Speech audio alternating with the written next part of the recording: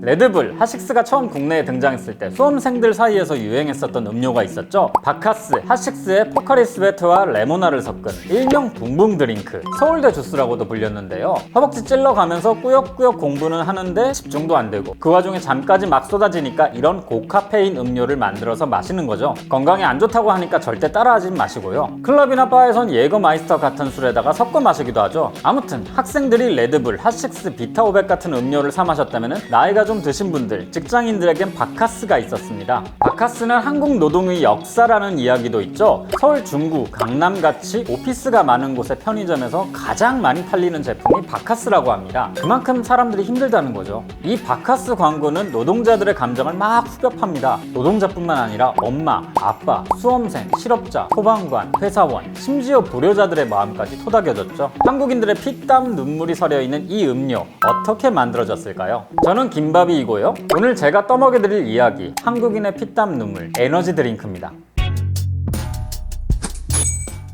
1961년 바카스가 출시됩니다. 지금의 바카스랑 좀 다르죠? 바카스가 처음 나왔을 땐 이런 알약 형태로 나왔었습니다. 그런데 이게 날이 따뜻해지니까 자꾸 녹는 겁니다. 이걸 해결하려고 그 다음 해엔 앰플 형태로 나왔는데 이건 또 잘 깨졌고요. 심지어 이 앰플을 주사제로 착각해서 몸에 주사했다는 항의까지 있었다고 해요. 이런 산전수전 다 겪고 나서야 우리가 아는 드링크제 형태로 출시됐었고요. 바카스의 주 성분은 타우린, 카페인, 비타민 B, 그리고 당입니다. 당분이 흡수되면서 에너지를 주고 카페인이 각성 효과를 일으키는 거죠. 타우린은 피로 회복에 도움이 된다고 알려져 있는데요. 사실 아직 효능에 대한 논란이 조금 있긴 합니다. 아무튼 바카스는 동아제약의 대표적인 에너지 드링크죠. 그럼 동아제약은 왜, 어떻게 이 상품을 만들었을까요? 1960년 동아제약이 부도 위기에 처합니다. 원래 동아제약은 일제강점기 때 도매로 약을 판매하던 궁부약방으로 시작한 한방제약사였는데요. 한국 전쟁을 거치면서 항생제 같은 현대 의약품들이 국내에 들어오고 한방약품의 인기가 줄어들면서 방향을 전환하기로 결정합니다. 이때 동아제약이 계획을 세우죠. 해외 원조를 받아서 우리도 항생제 같은 현대 의약품들을 생산해보자. 그래서 제약 공장을 세우고 항생제를 생산하고 사무실을 차리고 그랬죠.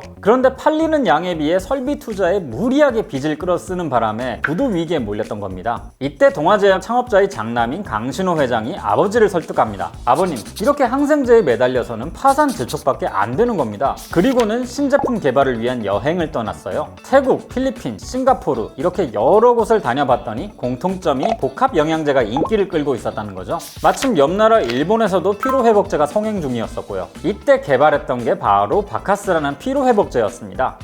1960년대부터는 우리나라도 본격적인 산업화의 시기에 들어서면서 도시 근로자들이 형성되기 시작했는데요. 당시 광고를 보면요, 바카스는 거의 생명수였어요. 피로회복, 간기능 왕성, 간질환 예방 치료, 정력 강화, 혈중 콜레스테롤 제거, 성인병 예방, 기미 여드름, 심지어 연탄가스 중독에도 좋다고 합니다. 이런 약이 있으면 만병통치약이죠. 지금이야 광고 규제가 철저하지만은 이때만 해도 그런 게 없었거든요. 광고를 이렇게 방만하게 해도 뭐라고 하는 사람도 없었습니다. 아무튼 동아제약이 이 바카스에 완전히 몰빵 사활을 겁니다. 정말 공격적으로 광고를 했습니다. 신문, 라디오, 텔레비전 틀었다 하면 다 나왔어요. 이런 공격적인 광고 덕분에 드디어 동아제약에도 잭팟이 터집니다. 출근해서 바카스 한 병, 공부하다가 한 병, 심지어 선물로 바카스를 돌리는 문화도 생겼죠. 인기 상품들은 언제나 모조품이 만들어지기 마련이잖아요. 빈 바카스 병에다 노란 설탕물을 채워놓고 파는 위조 바카스가 유행할 정도였습니다.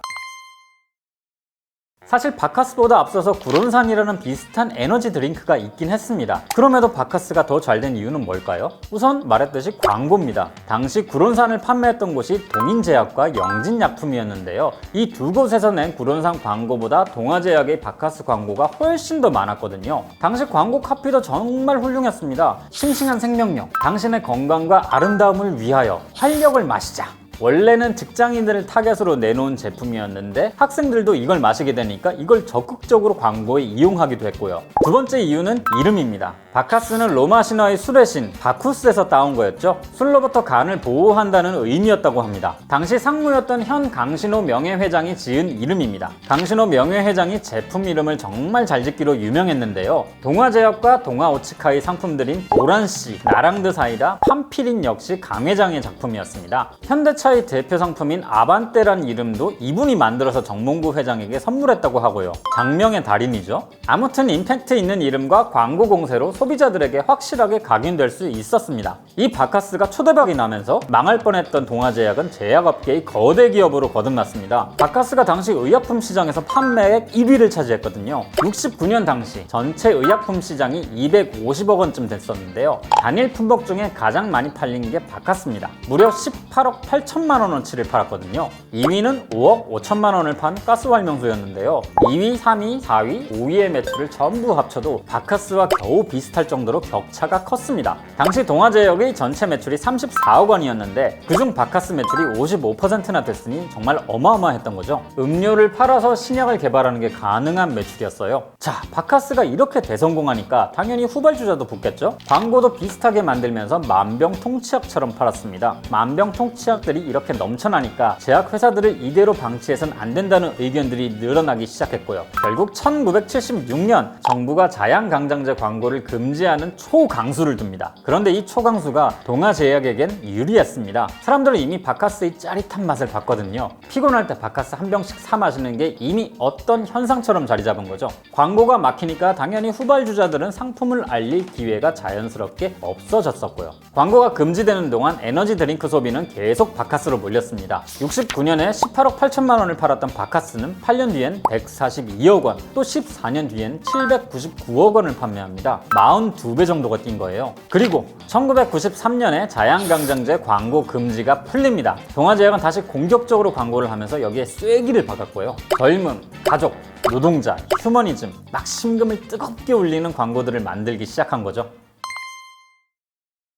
이렇게 평생 잘 나갈 것 같던 바카스가 새로운 기류를 만나게 됩니다. 광동제약의 비타500이 출시되거든요. 비타500이 출시되기 직전 광동제약도 부도 위기를 겪고 있었습니다. 광동은 쌍화탕과 우황청심환이 주력 상품이었는데요. 당시 조선무약이라는 경쟁사도 쌍화탕을 팔았어요. 그리고 1990년대 이 두 회사가 쌍화탕이라는 같은 아이템을 두고 피 튀기는 경쟁을 했었습니다. 이후 조선무약이 부도가 나면서 광동이 경쟁에선 이겼지만요. 출혈이 너무 커서 광동제약도 부도 위기에 몰렸던 거죠. 이때 광동제약 영업본부장이 아이디어를 냅니다. 알약으로 만든 비타민은 삼키기도 힘들고 번거로우니까 마시는 거로 만들어보자. 바카스의 성공이 보여준 것처럼 드링크 형태는 인기가 있었으니까요. 이렇게 탄생한 게 비타500입니다. 출시 첫 해 53억 매출로 산뜻하게 시작하더니 96억, 280억, 857억. 상대적으로 바카스 매출은 계속 떨어졌고요. 여기엔 또 이유가 있습니다. 우선 비타민 붐이 컸습니다. 우리나라 사람들은 80년대부터 본격적으로 비타민 영양제를 먹기 시작해서 90년대쯤에는 주요 소비재로 자리 잡는데요. 종합 비타민 영양제인 아로나민 골드가 판매 순위 상위권에 들어온 것도 바로 이때였습니다. 그리고 90년대 후반 비타민C는 많이 먹을수록 좋다는 이야기가 아침 방송마다 나오면서 비타민 붐이 시작된 거죠. 비타500이 이 트렌드에 제대로 올라탄 겁니다. 비타500은 바카스와는 달리 판매 채널이 진짜 넓었습니다. 바카스는 의약품으로 분류됐기 때문에 약국에서만 팔았는데요. 비타500은 그냥 비타민 음료수기 때문에 슈퍼, 편의점 같은 곳에서 팔았던 겁니다. 약국보단 편의점에 가기도 쉽고 사기도 쉬운 점이 컸죠. 이걸 동아제약도 알고 있었기 때문에 편의점에서 바카스를 팔고 싶어 했습니다. 하지만 약사들의 반대로 계속 무산되었죠. 바카스는 약국의 주요 매출 상품 중 하나이자 다른 약을 팔 수 있는 미끼 상품의 역할이었거든요. 그러다 2011년 의약 외품으로 겨우 분류가 되고 나서야 슈퍼에서 팔 수 있게 됐지만은 그땐 이미 너무 늦었죠.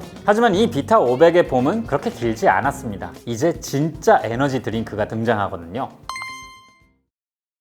당신의 일상에 날개를 펼친다는 레드불입니다. 1982년 치약회사 마케팅 담당자였던 오스트리아인 디트리 마테시츠가 출장차 태국에 방문합니다. 한국의 바카스, 일본은 리포비탄처럼 태국에는 끄라팅댕이라는 에너지 음료가 있었는데요. 이게 당시 태국에서 잘 나갔다고 하죠. 아무튼 이 마테시츠가 태국에 왔는데 시차 때문에 너무 괴로운 겁니다. 그때 끄라팅댕을 한 잔 딱 했더니 눈이 막 번쩍 뜨인 거죠. 곧바로 이 음료의 개발자를 찾아갑니다. 그리고 유럽인들에게 맞게 바꿔 팔자고 제안을 했어요. 그래서 당을 줄이고 카페인을 늘리면서 여기에다 치트키, 탄산까지 추가합니다. 근데 컨셉이 좀 고민되는 겁니다. 원래 크라팅 대행은 블루칼라 노동자를 타겟으로 하는 음료거든요. 때문에 가격도 엄청 저렴했었고요. 근데 마테시츠는 이걸 화이트칼라, 젊은 소비자들에게 팔고 싶었던 거죠. 디자인도 세련되고 힙하게 바꿨습니다. 갈색 병의 크라팅 대행을 알루미늄 캔으로 바꾸고 역동적인 황소 이미지를 넣었습니다. 크라팅 대행이 붉은 황소란 뜻이거든요. 레드불이 바로 이렇게 탄생했습니다. 아시다시피 레드불은 유럽, 미국, 그리고 전 세계에서 날개 돋친 듯이 팔려나갔습니다. 그리고 한국 진출을 시도했죠. 이걸 가만히 지켜보던 롯데칠성이 이 움직임을 미리 캐치해서 잽싸게 상품을 내놓습니다. 2010년 롯데칠성의 회심의 음료 핫식스입니다.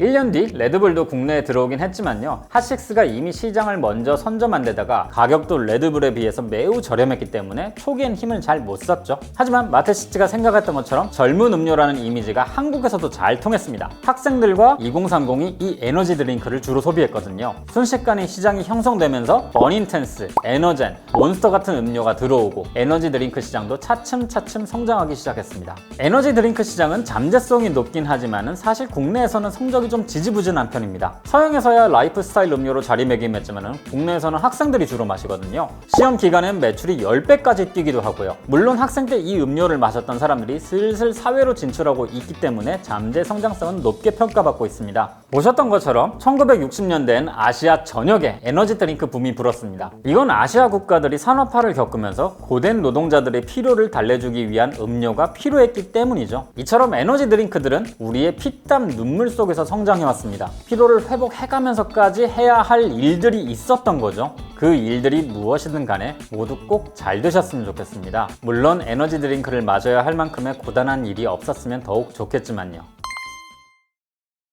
바카스와 레드불의 차이를 궁금해하시는 분들이 있을 것 같아서 좀 찾아봤는데요. 타우린과 카페인의 함량 차이가 좀 납니다. 이게 바카스의 원조격이죠. 약국에 파는 거. 바카스 D의 타우린 함량은 2000mg, 레드불은 1000mg이네요.